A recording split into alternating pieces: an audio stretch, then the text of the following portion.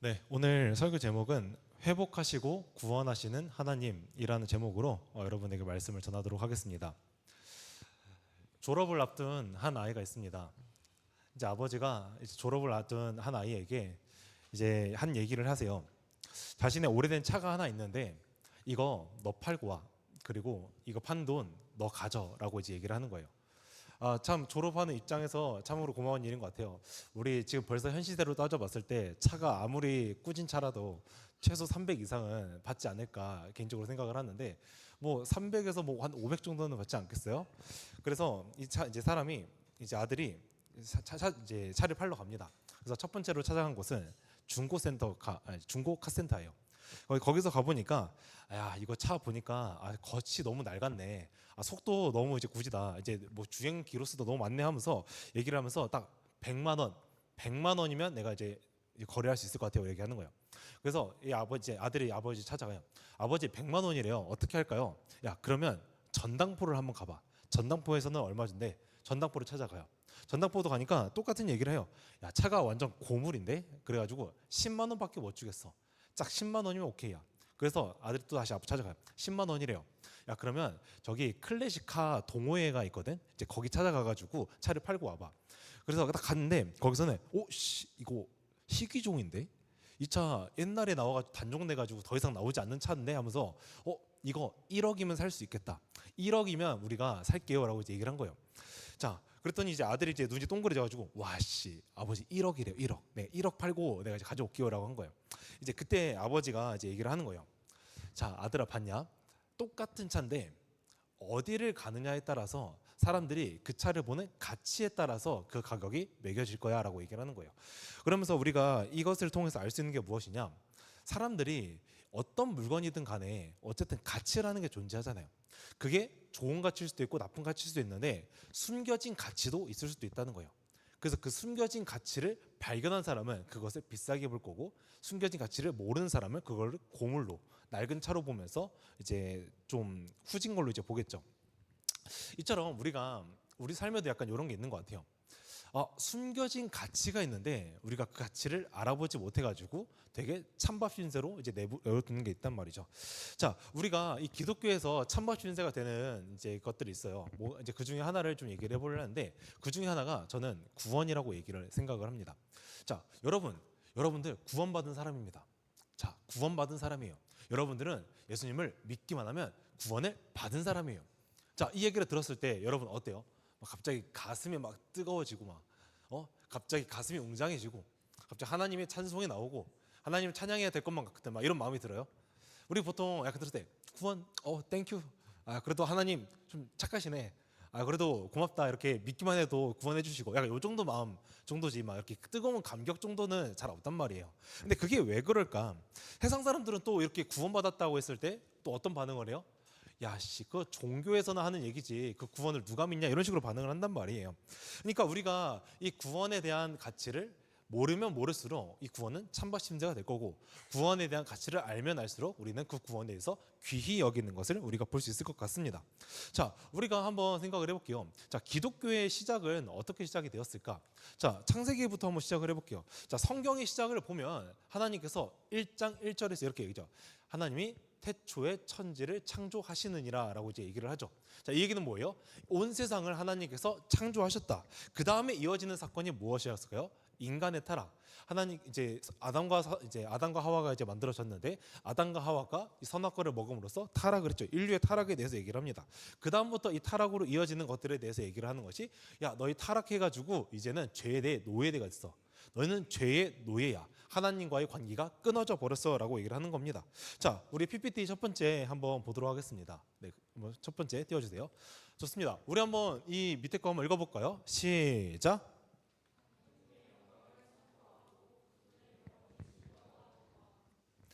네, 하나님께서는 무엇을 하시던 간에 목적이 있어요. 그래서 사람을 창조하셨을 때도 목적이 있거든요. 그래서 우리 이제 웨스터민스터라는 뭐 어려운 책이 있습니다. 어려운 책이 있는데 거기서 얘기하는 첫 번째가 이거예요. 자, 사람의 목적이 무엇일까? 하나님께서 창조하신 사람의 목적은 무엇일까? 하나님의 영광을 선포하고 그분의 영광을 그분을 영원히 즐거워하는 것이라고 합니다. 자, 제가 이제 언어를 조금 순환시켜서 이제 조금 바꿨는데, 자, 하나님의 영광을 선포한다는 게 뭘까? 우리가 하나님 영광 받아주세요. 우리 하나님께 영광 돌립니다 하면서 하나님 영광 받으실 분이 아니에요. 오히려 우리가 영광을 한다고 하더라도 우리의 마음이 이미 하나님께 선한 마음으로 드리는 영광이 아니기 때문에 하나님은 그 영광이 선하지 않기 때문에 받지 않으셔요. 근데 하나님께서 우리가 이 영광을 선포한다는 이유는 하나님 자체가 영광스러우신 분이기 때문에 우리가 그 영광스러운 하나님을 선포함으로써 하나님을 찬양한다는 얘기인 거예요. 자, 그러니 우리가 왜 하나님이 영광스러운 분이시냐? 하나님의 속성을 보니까 하나님은 선하신 분이라고 얘기하고 인자하신 분이다, 거룩하신 분이다, 그리고 영광스러운 분이다 라고 얘기를 하는 거 보니까 하나님께서는 영광 받으실 만한 분이구나. 영광 그 자체라는 걸 아는 거죠. 자, 두 번째로 넘어가 보면 그분을 영원히 즐거워하는 것이라고 얘기를 해요. 자, 그분이 영원히 즐거워한다는 것은 무엇일까? 하나님께서 이제 이 사람을 만드셨잖아요. 사람을 만드셨으니까 하나님 안에 있으면 우리가 영원히 그분을 즐거워할 수밖에 없구나. 하나님께서 이 아담과 하와를 만드셨을 때 목적이 있었다고 얘기를 하잖아요. 하나님과의 관계가 끊어졌어요, 타락으로. 그러면 이 관계가 하나님과의 안에 있을 때 우리가 진정한 기쁨을 누릴 수 있구나. 우리가 이 세상적으로 이제 이 기쁨이라는 단어를 정의를 해봤을 때 이렇게 얘기를 하거든요. 나의 어떤 욕구가 채워졌을 때 내가 기쁘다라고 설명을 해요. 여러분들 언제 기뻐요?라고 했을 때 여러분 언제 기뻐요? 막 선물 받을 때, 친구가 나한테 뭘 잘해줬을 때, 내가 뭔가 우승을 했을 때, 뭔가 100점을 맞았을 때, 뭐 이럴 때 기쁘잖아요. 근데 우리는 항상 이 기쁨이라는 게 어떤 게 특정한 게 충족이 되면 기쁘다고 얘기를 합니다. 그렇죠? 근데 이 기독교에서 얘기하는 거는 뭐냐면 너희가 영원한 기쁨, 진정한 기쁨을 누려야 된다라고 얘기를 하는 거예요. 그러니까 우리가 신앙생활을 하다 보면 이 기쁨에 대해서는 결국에는 관계적 용어라는 걸 알게 돼요. 우리 관계적 용어라는 것은 내가 아무리 친구가 있더라도 맨날 기쁘진 않단 말이에요. 맨날 기쁘고 하나님에 대해 이제 이런 친구에 대해서 좋은 마음은 없으나 하나님이란 분과의 관계가 맺어지면 우리가 그 영원한 기쁨, 진정한 기쁨을 알 수 있다는 뜻이 바로 이 얘기입니다. 그래서 하나님께서는 이제 이런 것을 얘기하시면서 우리가 주님 안에 있으면 기쁠 수밖에 없다라는 것을 우리한테 알려주고 있습니다. 자, 그러면 우리가 얘기를 해볼게요. 자, 우리가 이 영원한 기쁨을 누릴 수 있는 존재가 바로 이 사람이었어요. 이 영원한 기쁨을 누릴 수 있는 사람이 바로 이제 이 존재가 바로 이 사람이라는 존재인데 타락을 해서 어떻게 됐다 했죠? 하나님과의 관계가 끊어졌다. 다르게 얘기하면 우리가 기쁨이 사라졌다. 우리가 일시적인 기쁨은 있을 수 있으나 이제 진정한 기쁨은 없어졌다는 얘기입니다. 자, 그래서 우리가 이런 진정한 기쁨이 없어진 것뿐더러 하나님께서는 우리한테 얘기를 하는 게 너희는 죄의 노예가 됐다. 다른 말로 하면 사탄의 노예가 됐다라고 얘기를 하는 거예요. 자, 우리 이제 자신의 백성이 이제 사탄의 노예가 돼 버렸습니다. 우리의 신분이 이제는 아버지와의 관계가 아니라 이제는 노예의 신분으로 이제 바뀌어 버렸어요. 근데 그 상태에서 하나님께서 우리한테 하나님께서 이제 실행한 프로젝트가 하나 있어요. 그게 뭐냐? 구원 프로젝트라는 거죠. 우리가 지금까지 하나님과의 기쁨을 누릴 수 있는 존재로 수 있었는데 이 기쁨이 갑자기 사라지고 노예로서 있는 걸 보니까 하나님께서 우리를 불쌍한 마음을 여기서 측은한 마음을 여기시면서 구원 프로젝트를 이제 실시하십니다. 자, 우리 한번 1절하고 2절 한번 보도록 하겠습니다. 1절, 2절 한번 띄워주세요. 네, 한번 1절만 읽어볼까요? 시작.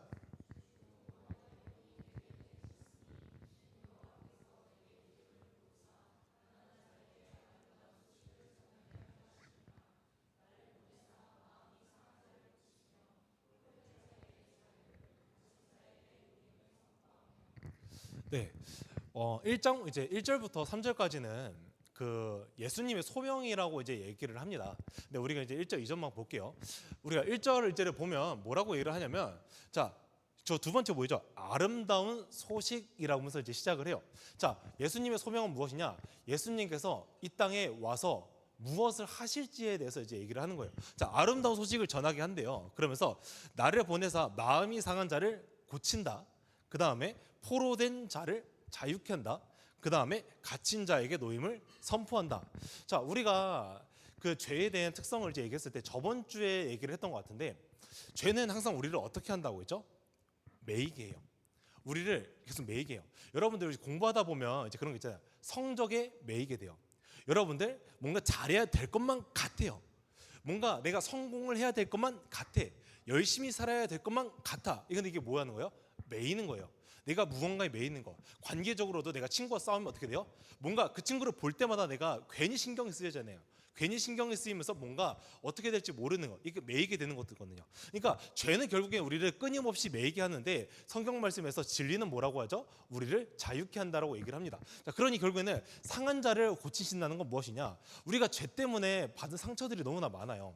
죄 때문에 우리가 인간의 악이 있었고요, 관계에 대해서 상처가 생기고, 사회 구조적으로도 우리가 상처를 받을 수밖에 없고, 우리는 왜 이렇게 맨날 열심히 살아야 되는가의 상처들, 우리가 다양한 상처들이 있는데 그런 것들에 대한 상처를 회복해 주신다. 또한 우리가 그 악한 자들이 있잖아요.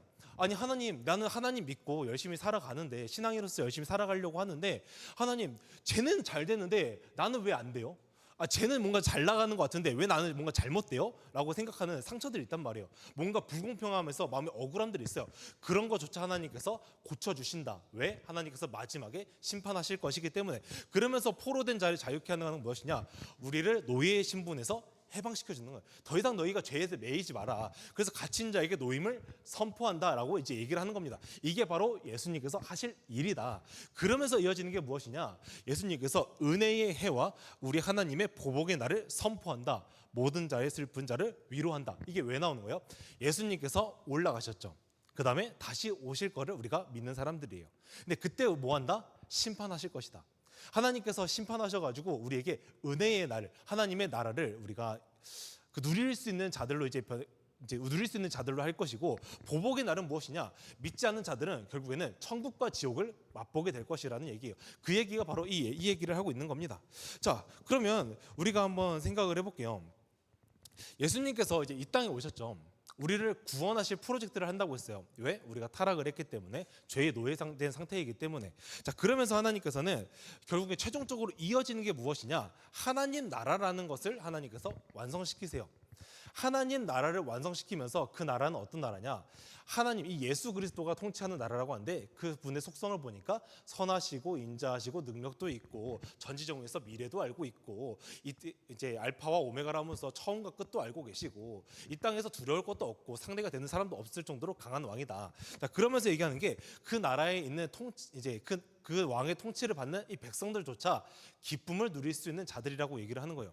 더 이상 여러분들 억울함, 여러분들의 매이게 하는 거, 공부에 대한 스트레스 없다는 얘기입니다. 자유, 해방에 대해서 이제 얘기를 하고 있는 겁니다. 여러분들 공부하느라 힘드시죠? 하나님 나라에 가면 공부 더 이상 안 하셔도 됩니다. 좀 축복된 소리지, 그죠? 자, 공부 안 해도 됩니다. 여러분들 관계적으로 스트레스 받는 거 없어도 됩니다. 굳이 성공하지 않아도 여러분들이 행복하게 살 수 있는 나라가 바로 이 하나님 나라라는 것을 얘기를 하고 있는 거예요. 왜? 하나님께서, 예수님께서 통치하시는 나라니까요. 자, 우리가 이 은혜의 해라는 거를 이제 우리가 조금 살펴보면 희년이라고 부르거든요. 여러분, 희년. 우리가 이 희년에 대해서 조금 얘기를 해보면, 이제 숫자 넘버 7, 7, 이제 7이 이 성경으로 했을 때 이제 완전수라고 해요. 완전수라고 이제 늘 얘기를 하는데, 그 선교사님들 가끔 이제 주보 광고를 보면 이번에 안식년을 가지십니다. 담임 목사님도 안식년을 가지십니다. 뭐 이런 얘기 한 번씩 들어봤죠. 근데 그 얘기를 뭐냐? 7년에 한 번은 쉬신다. 예수님께서 천지를 창조하실 때 첫 번째 날부터 6일까지 창조를 하시고 마지막 날 7일째는 쉬셨다. 그래가지고 오늘날 그것이 여기에 대입돼가지고 이제 7이라는 숫자가 마지막에도 쉰다. 이 안식일에 대해서 이제 얘기를 합니다. 그러면서 이 희년은 뭘 얘기하냐? 너희가 7년 동안 이제 일을 하면 1년을 쉴 수 있다. 땅에서 뭔가 농사를 안 지내도 돼, 괜찮아. 하나님께서 너희를 다 책임지실 거야 라고 이랬는데, 이것이 7 곱하기 7 해가지고 하면 몇 년이죠? 49년. 49년이니까 완전과 완전이 합쳐지니까 여기에 플러스 1만 더 해가지고 여기다 50년이라고 하자. 자, 50년이 되면 우리가 지금부터 희년을 선포할 거야. 근데 이 희년이 뭐냐? 우리가 이제 우리나라에서는 거의 있을 수 없는 일이라고 이제 얘기를 할 수 있을 것 같은데, 자, 희년 때는 뭘 하냐면, 여러분들 이제 살다 보면 빚이라는 걸 짓게 되잖아요. 우리 부모님들 이제 대부분 아파트 대출 갚느라, 아니면 뭐 이제 맨날 월세 갚느니라 뭐 바쁘잖아요. 대출을 하다 보니까 빚이 있잖아요. 그 빚 사라져요. 대박이죠. 50년이 되면 여러분 그 빚 사라집니다. 내가 이제 그 당시에 이제 농경사회였잖아요. 땅을 했었는데 내가 돈이 이제 먹고 살기가 힘들면 땅을 팔아야 될 거 아니야. 땅을 팔았어요. 근데 그 희년 50년 때 되면 어떻게 했냐? 땅을 돌려줘요. 원래 주인한테. 내가 아무리 그 판 땅이라서 하더라도 원래 주인한테 돌려줘요. 산 사람도 원래 이제 그 팔았던 사람한테 돌려주는 겁니다. 어떤 대가로? 무대가로. 아무런 대가 없이 돌려주는 거예요. 그거를 바로 우리가 왜 하냐? 한번 PPT 이제 두 번째 한번 띄워주세요. 그림 PPT 두 번째. 좋습니다. 우리 한번 이거 한번 읽어볼까요? 네, 한번 읽어볼게요. 시작.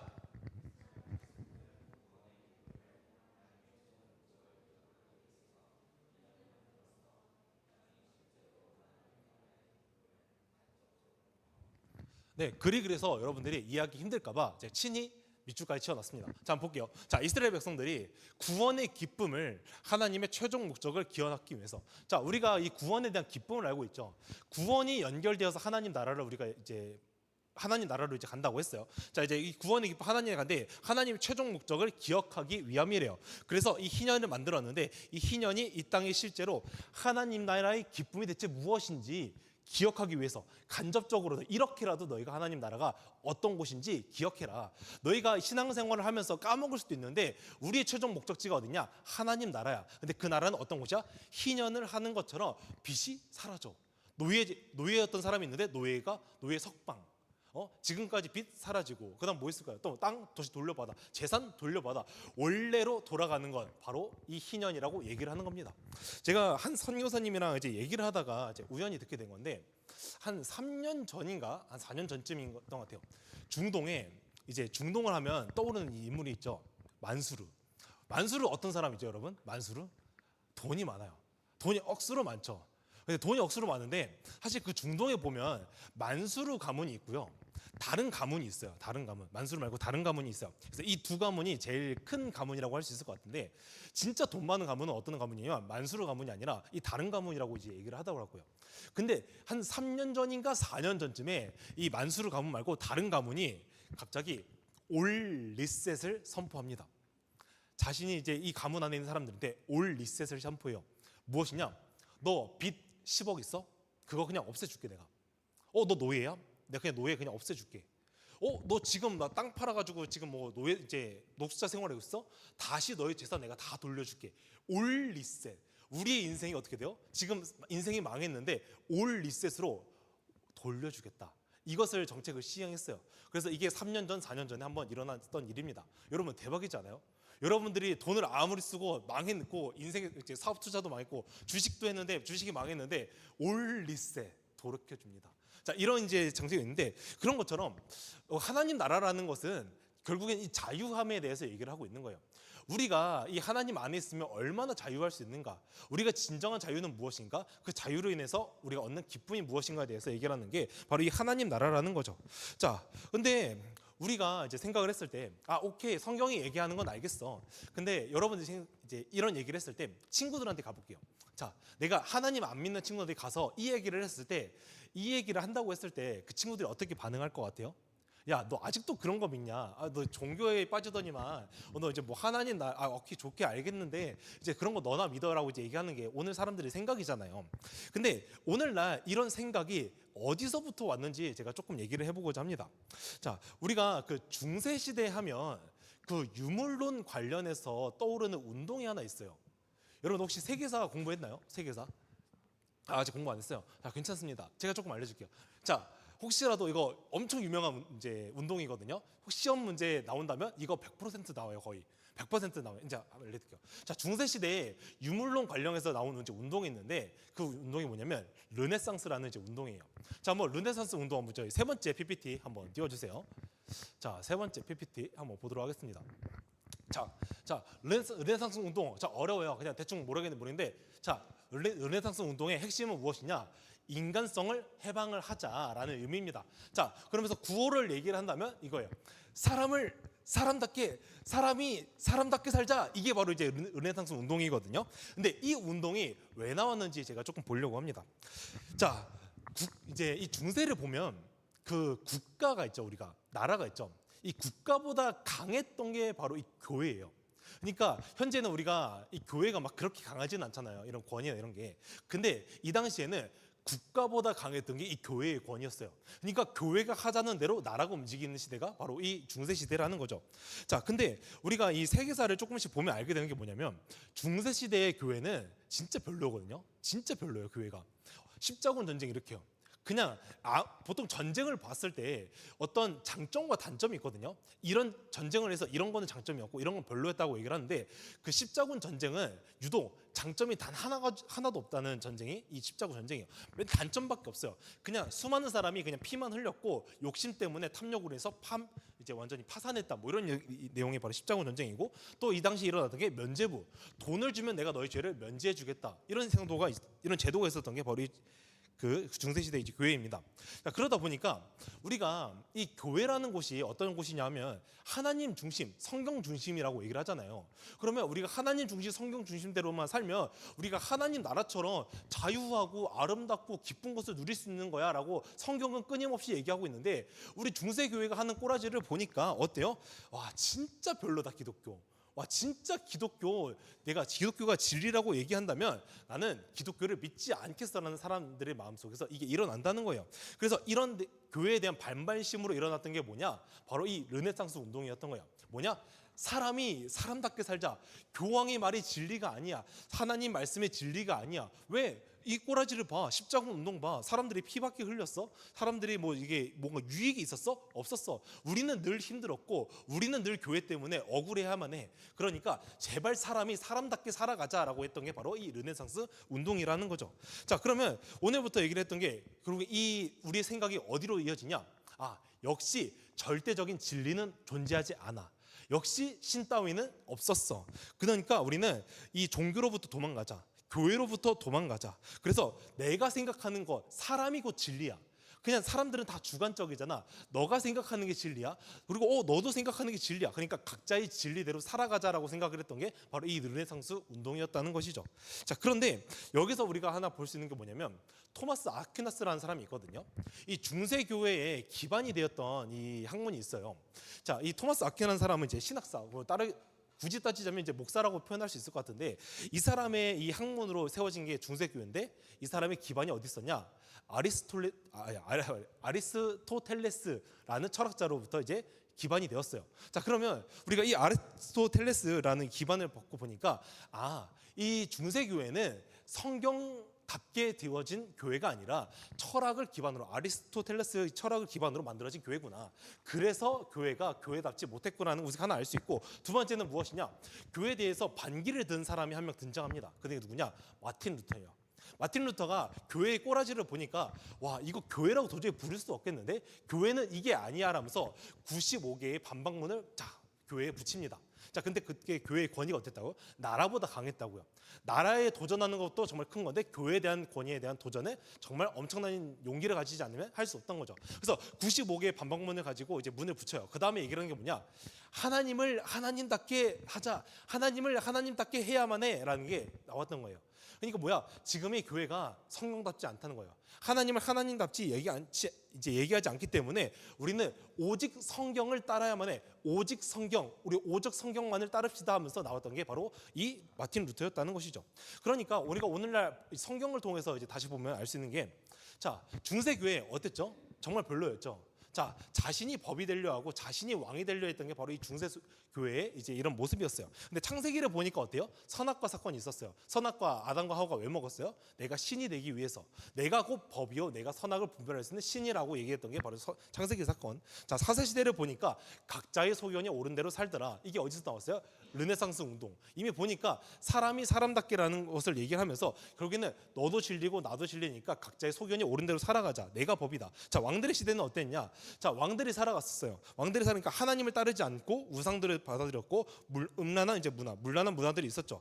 그러면서 바알과 이세벨 사건들을 보면 이제 알 수 있어요. 근데 이것이 이제 결국에 르네상스의 운동의 끝을 보니까 윤리적인 문제가 너무나 많았어요. 사람이 사람답게 해서 오히려 살지 못했어요. 그때 당시에 고아원이 정말로 많이 생겼거든요. 여러분, 고아원 왜 생겼을까요?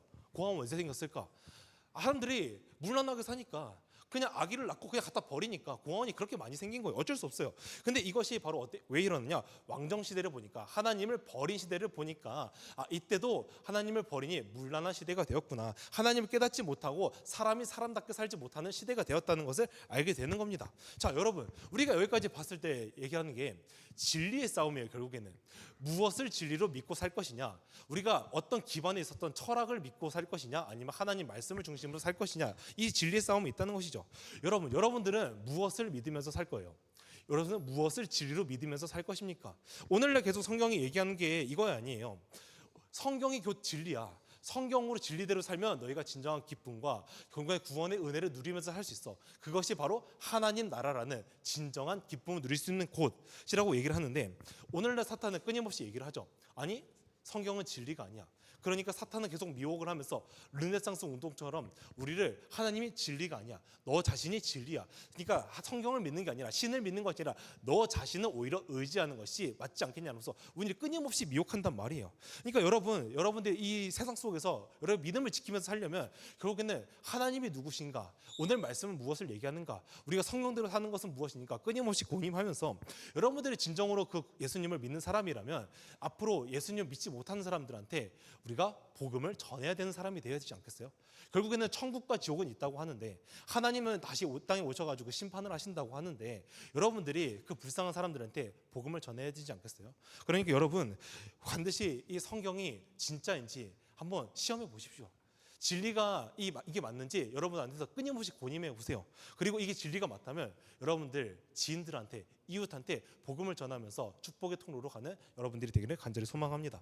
네, 여러분 찬양팀 나와서 이제 찬양해 주시면 감사하겠습니다. 여러분들 오늘 하나님께서 이 말씀을 통하여서 우리에게 하신 것은 회복하시는 거예요. 결국엔 회복을 하신 이유는 단 한 가지입니다. 우리가 아직 저 믿지 못하는 자들을 향해서 너희가 복음을 전하라. 그리고 너희는 그 구원의 복음을 잃지 말아라. 그러니 우리가 이 가사를 한번 묵상해 보면서 한번 찬양을 같이 해봤으면 좋겠습니다. 우리 같이 찬양 예수 예수 예수 같이 찬양해 보면 좋겠습니다. 주님을 사랑하는 주님을 사랑하는 기쁨을 그 즐거움을 빼앗기지 않게 하소서. 주님을 사랑하는 기쁨을 그 즐거움을 빼앗기지 않게 하소서. 예수 예수 예수 예수 예수 주님을 사랑합니다. 예수 예수 예수 예수 주님을 사랑합니다.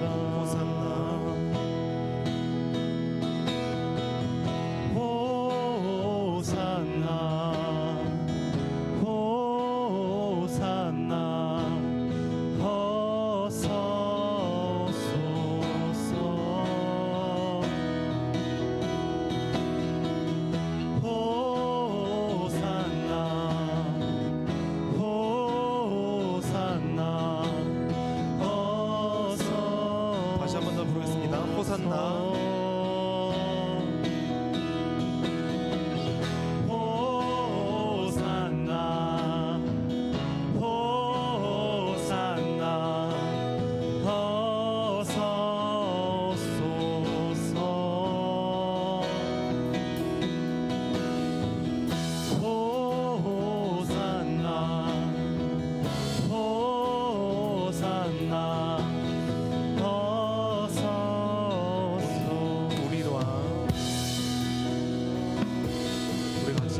처음부터 찬양해 보도록 하겠습니다. 주님을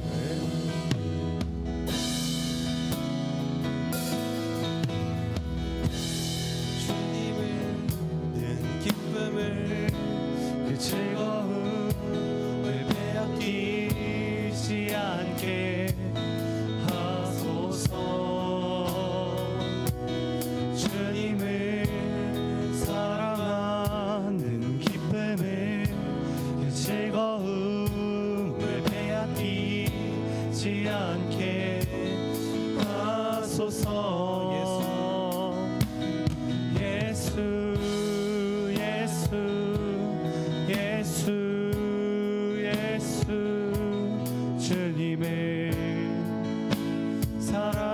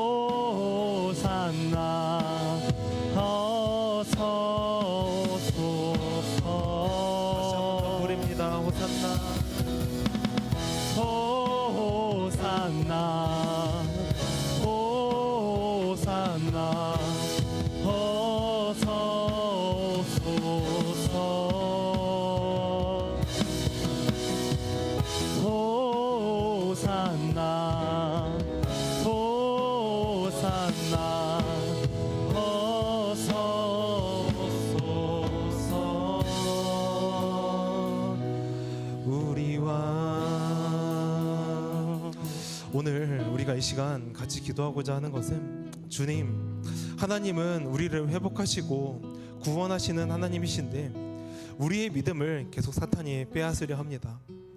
나의 믿음을 주님 안에서 이 기쁨을 빼앗기지 않게 해달라고, 나를 붙잡아 달라고, 그리고 내가 이 하나님 나라라는 이 기쁨을 내가 누리고 있을 때 이 기쁨을 나만 가지고 있는 것이 아니라 나의 주변 사람들에게 전하는 또 시간이 되게 해달라고 우리 같이 기도하도록 하겠습니다.